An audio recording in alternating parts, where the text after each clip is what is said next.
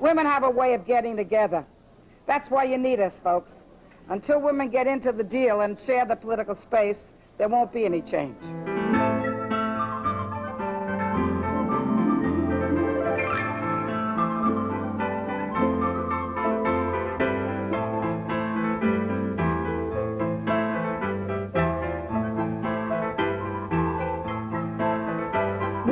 Have the knowledge, the collective experience, and the skills of both men and women to deal with this crisis that we're in.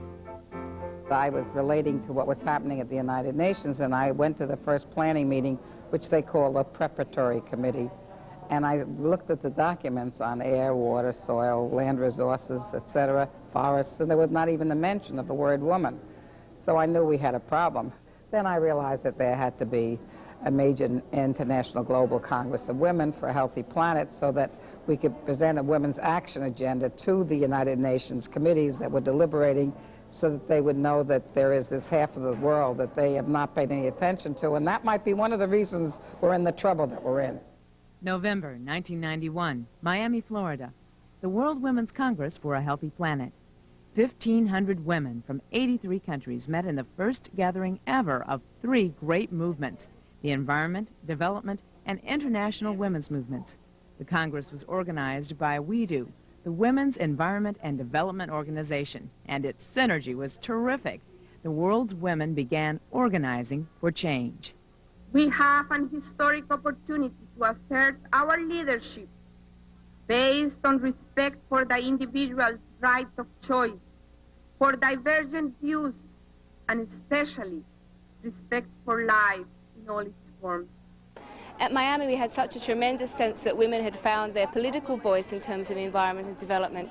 And I think that this conference has deepened that and has brought out the subtleties and the needs for women to work together.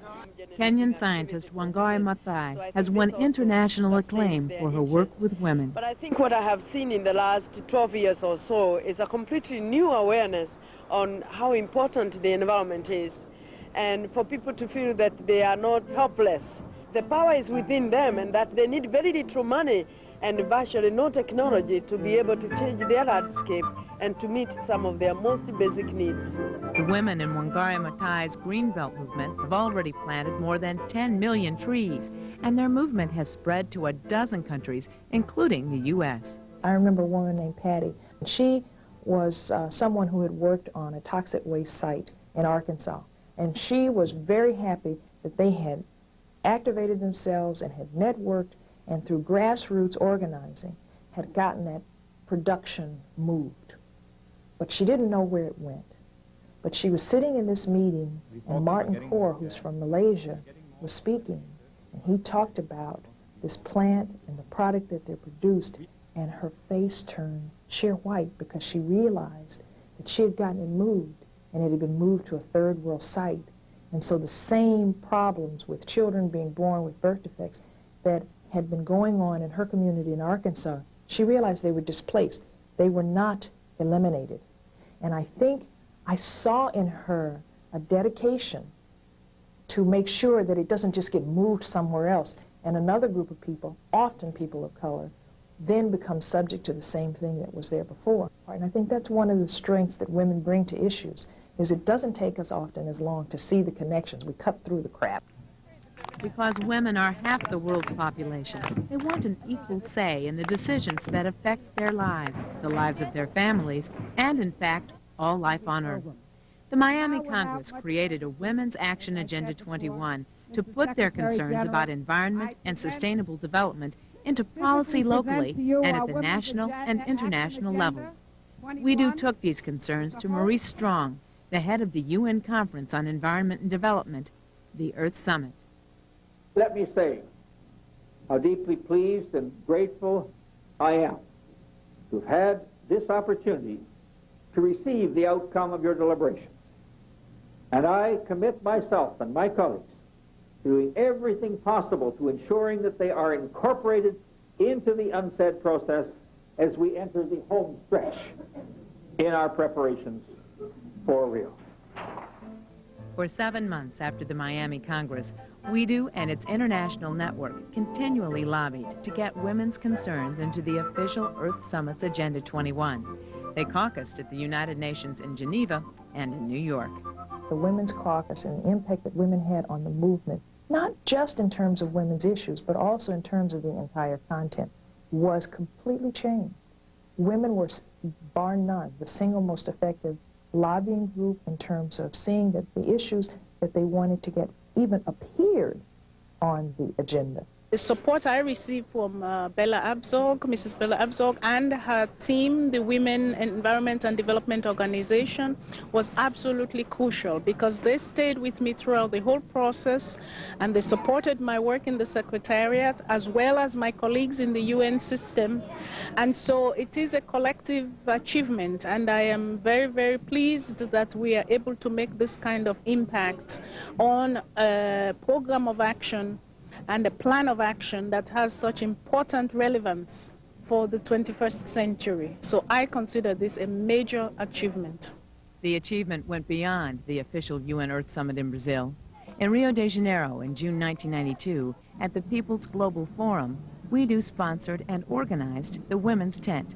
The biggest and most active in the forum, it drew tens of thousands of concerned citizens from around the world for daily briefings, workshops, cultural events, panels, and debates. We have the biggest tent, and I think also by now I can say the biggest event of the Global Forum, because we as a women's movement, we're all together in only one place. I mean, we made an event, everybody together.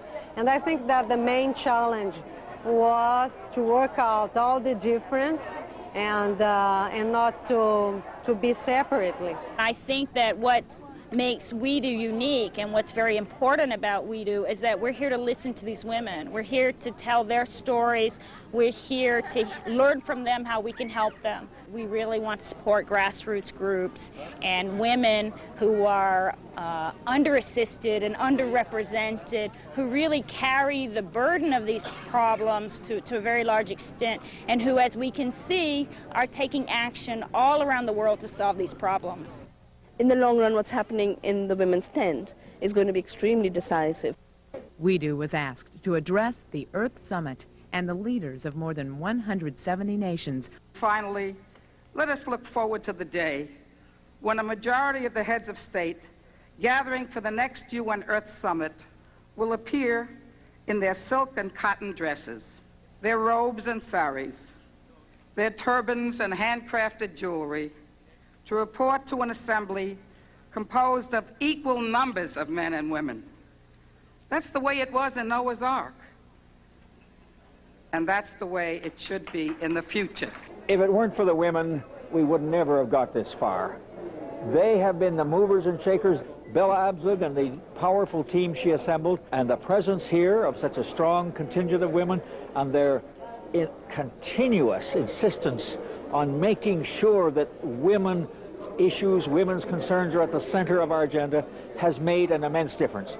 Not yet enough, but I think we've moved the cause of women and the awareness of their importance a tremendous step forward, thanks to the women who've been with us all the way to Rio. And they've got to continue after Rio, you know. We will function because we're powerful people, even though we've not had internal power. In the governments, we have deep internal power within ourselves. And we continue that self-empowerment to see to it that whatever is developed here is carried out, and if it's not developed, we have a report card, international report card, reporting on what the countries are doing. The report card that WEDO put out gives people a framework to begin to have a mindset of where to start. It gives people a tool. It gives something concrete to work with.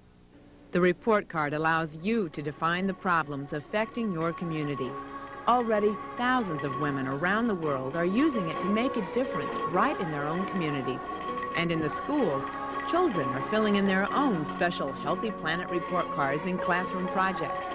This is why WEDO will continue its work to assure a healthy planet for all the children of Mother Earth.